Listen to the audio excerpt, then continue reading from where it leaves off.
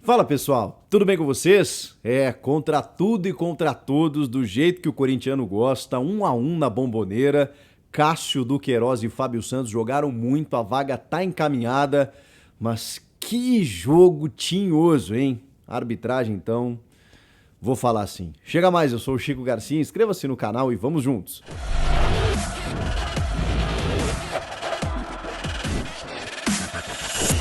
E Libertadores, hein? Que a gente ama, a gente adora, a gente gosta até de romantizar em alguns aspectos, mas poxa vida, ela tem, ela tem um quê de Varziani em alguns momentos, né? Esse confronto contra o Boca Juniors na Bomboneira teve uma arbitragem tendenciosa, um jogo difícil.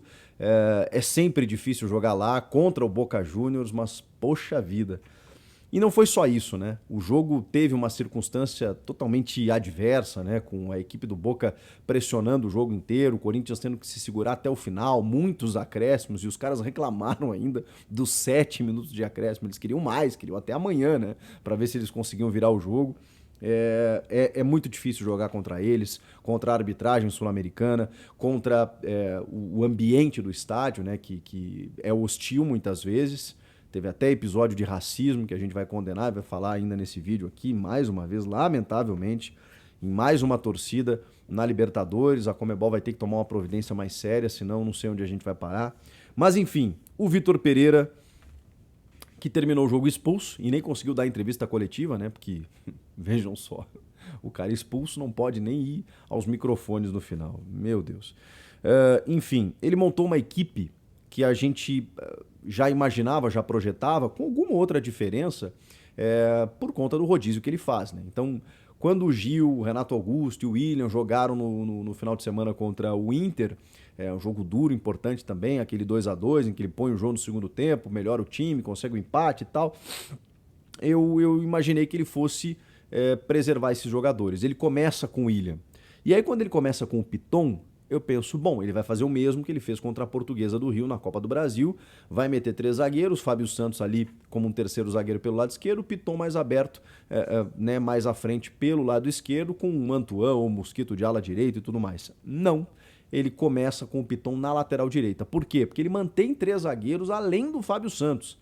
Então ele bota 3 zagueiros jovens e velozes. O Raul, o João Vitor e o Robson, com o Fábio Santos ainda como lateral, e do outro lado o Piton fazendo a ala direita.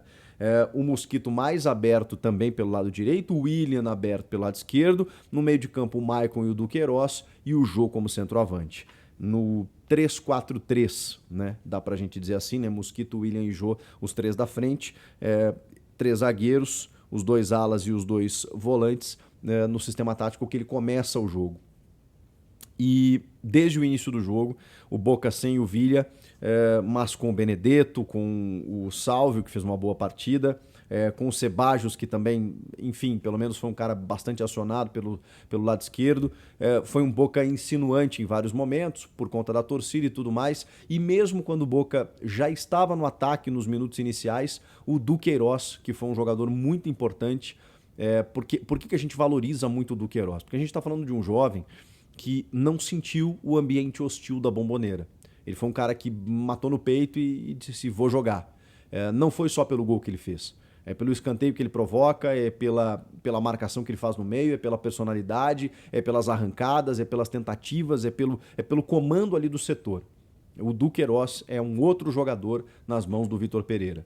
E ele começa a construir o resultado do Corinthians quando ele marca o gol num escanteio, né? O Raul Gustavo sobe, a bola vem rebatida, ele chuta até despretensiosamente, o goleiro pega no contrapé, né? Não sei se foi falha ou não do Rossi, mas foi no contrapé dele e o Corinthians abre o placar ali a 15 minutos. Como antes disso só tinha dado Boca, depois disso continua só dando Boca. Só que o Corinthians estava muito bem postado, o Corinthians estava muito bem organizado. Tinha os 3 zagueiros e baixando numa linha de 5, né? Piton pela direita baixava, Fábio Santos baixava por aqui, 3 zagueiros, Robson, João Vitor e Raul Gustavo. E o Raul Gustavo, cara, tirando muitas bolas, o Robson eu senti um pouco nervoso, senti um pouco estabanado em alguns momentos. Tem uma falha também que ele perde o kick da bola, quase que dá ruim, porque aí o jogador consegue a recuperação, vem para o meio e o Salvio chuta, a bola passa do lado da trave, com um desvio. O Raul não. O Raul tem uma recuperação absurda dele, né? Que ele consegue, inclusive, tomar a frente sem fazer o pênalti, salvar, mas ele tirou muitas bolas por cima e tal. Na hora do gol, ele dá uma rebatida vacilante. E aí o João Vitor dá um pouco de espaço para o Benedetto. O Benedetto, com espaço, ele é centroavante de carteirinha, tá lá na profissão, na carteira de trabalho dele, profissão centroavante. Ele faz o giro, chuta no canto e empata o jogo antes do intervalo, 41 minutos do primeiro tempo. Mas até então o Corinthians estava se organizando, estava segurando a pressão, estava sabendo sofrer, como dizem os técnicos. Só que o ideal era você ir para o intervalo vencendo de 1-0, evidentemente. Né? Ali quando o Benedetto faz o gol, vem o daquele estádio ali, e aí, obviamente, a partir dali, o Boca vai numa pressão, buscando o resultado, e aí tudo combina, né? Porque aí tem a questão tática e técnica do time, tem o estádio que pressiona, e aí tem os jogadores fazendo a catimba, provocando, a arbitragem, aquela coisa toda, tudo vai somando. E os brasileiros, eles precisam ser muito fortes para saber suportar esse tipo de coisa. O Corinthians...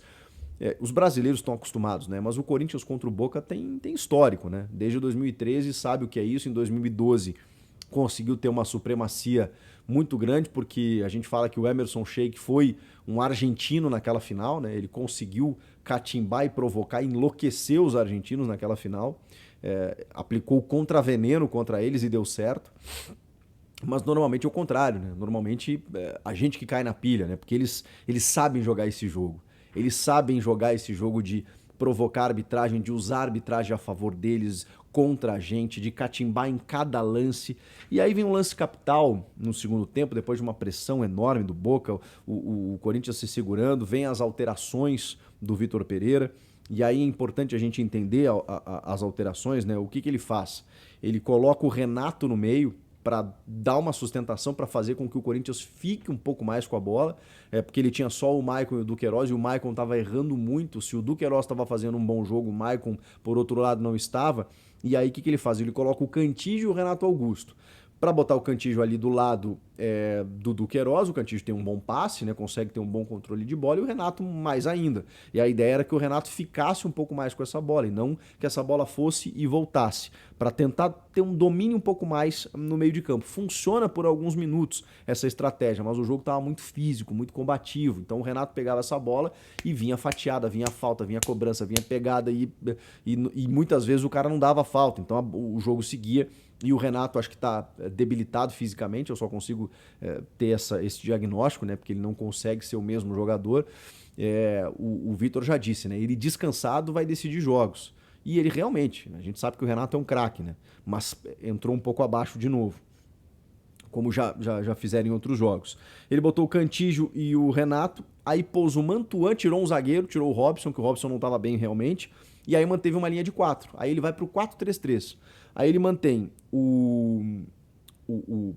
dois zagueiros, né? Só o Raul Gustavo e o João Vitor, Piton e Fábio Santos, dois laterais, no caso, os dois volantes, né? O Cantígio e o Du, o Renato de meia, e aí lá na frente o Mantuan, que entrou no lugar do Robson, e o Mosquito por outro lado. Aí o Mosquito vai lá pro lado esquerdo, o Mantuan pro lado direito. Ele faz essa alteração com o Jô lá na frente. Depois ele ainda põe o Júnior Moraes na vaga do Jô, e lá no finalzinho, para tentar né, segurar toda a pressão do Boca, o que ele faz? Ele tira o Piton e bota o Gil. Aí o Mantuan faz a ala e ele devolve o time para 3 zagueiros.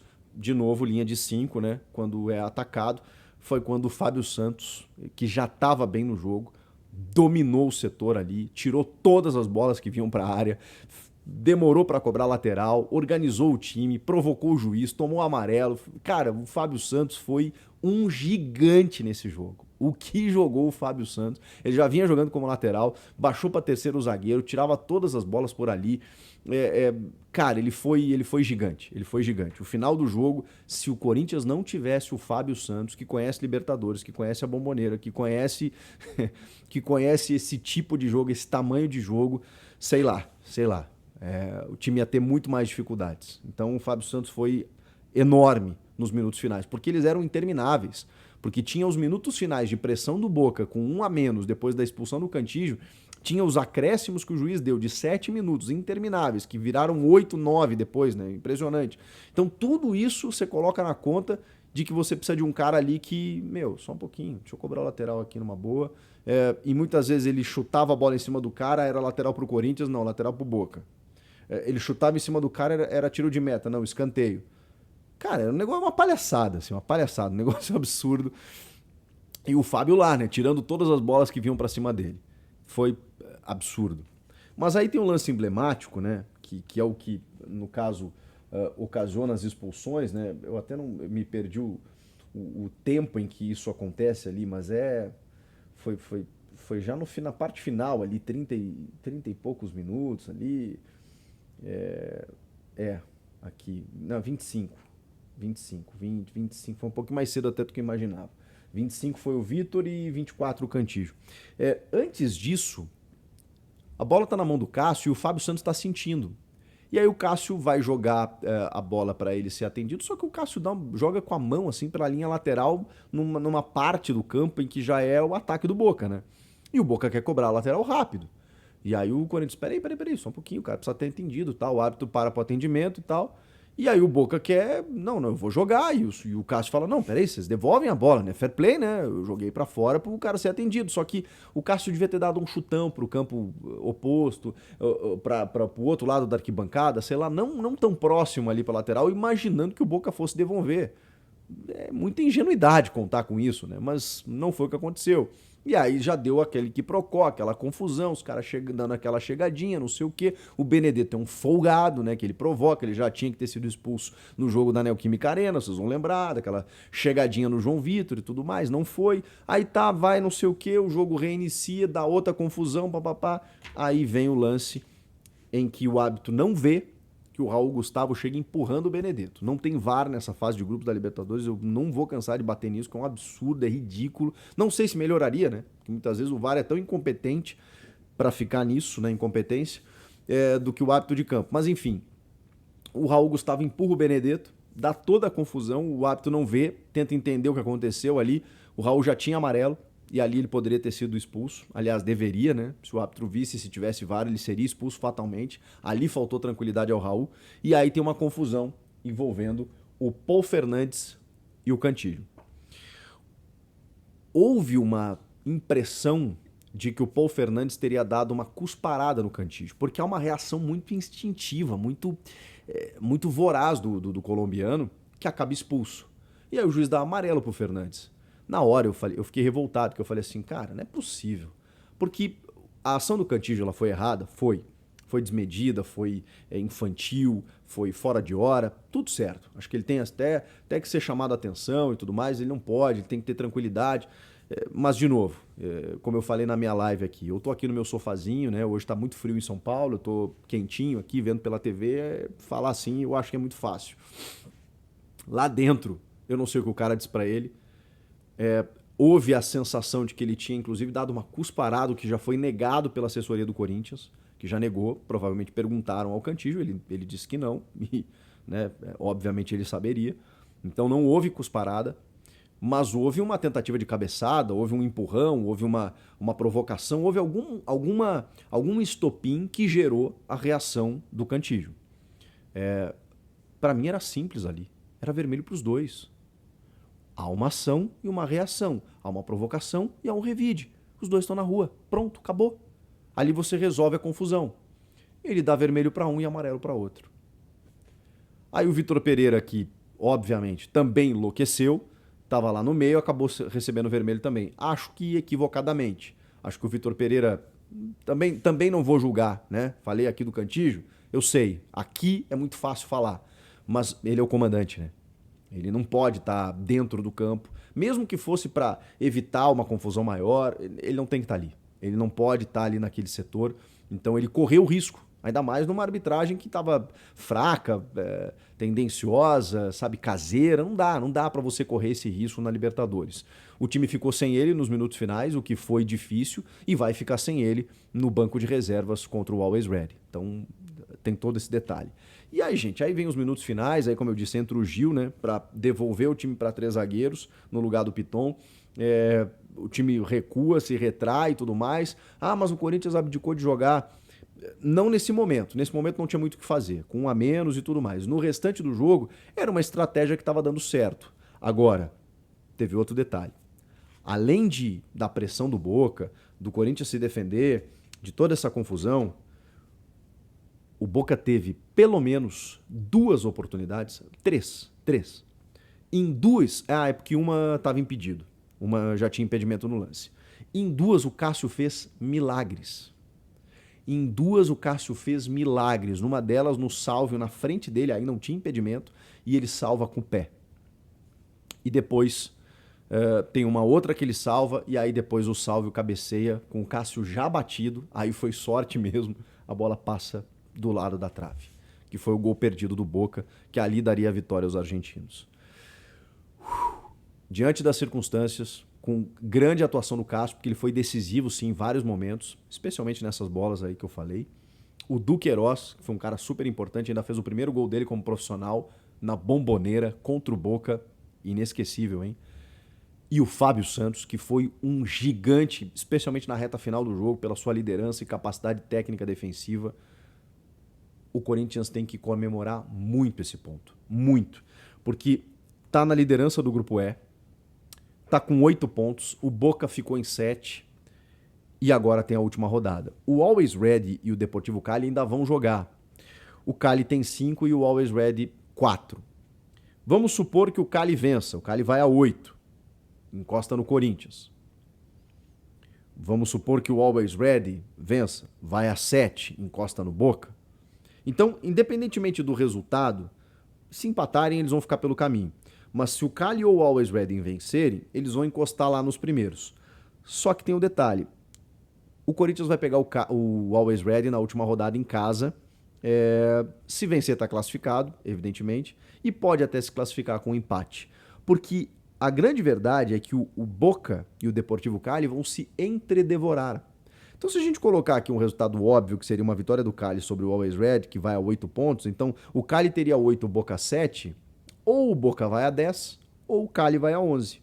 E o Corinthians com 8, vencendo vai a 11, suave, se empatar vai a 9, o outro time que perder, né, não vai alcançar o Corinthians, então o Corinthians passa em segundo. Então, assim, gente, a vaga está encaminhada, exatamente porque basta o Corinthians fazer a sua parte, talvez não precise nem vencer o jogo, e porque Deportivo Cali e Boca vão se entredevorar, com uma chance um pouco mais do Boca, que vai jogar em casa, e que sabemos tem algumas questões mais favoráveis ao clube argentino, se é que vocês me entendem. E para fechar, mais uma vez um caso de racismo na Bombonera, e como eu já disse aqui, acho que só com punição, com perda de pontos aos clubes, os caras vão aprender. Porque pagar multa, $100 mil para os clubes, punir individualmente o cidadão, que vai lá, paga uma fiança e depois fica rindo da cara da gente, e aí volta no estádio no dia seguinte, no jogo seguinte. Bom, aqueles caras, né, contra o River Plate lá, contra o Fortaleza, que é um que arremessou banana e o outro que foi detido aqui na Neoquímica Arena, um vai ficar 2 anos, outro 4 anos longe dos estádios. Legal. Daqui a pouco eles voltam de novo a frequentar estádios. Eu acho que enquanto o clube não for punido severamente com a perda de pontos e uma exclusão... mas o que o clube tem a ver com o cidadão lá, o individual? Tá na sua casa. Você tem que ser responsável por quem entra na sua casa. Você tem que ter políticas educacionais, culturais para orientar quem entra na sua casa. E se não, meu velho, quem vai sofrer vai ser você. Eu sei que o torcedor comum, geral, ele não tem nada a ver com isso, ele vai sofrer, poxa vida, eu não sou racista e o meu clube está sendo punido por conta de um imbecil, de um criminoso. Sim, mas se esse clube não tomar providências contra esse cara, é você que vai sofrer. E aí vai ter que ter uma ação conjunta para identificar e banir esses caras de uma vez por todas dos estádios. É a única solução. Enfim, a caminhada é longa. Comenta aqui, inscreva-se no canal e eu volto na próxima. Tchau!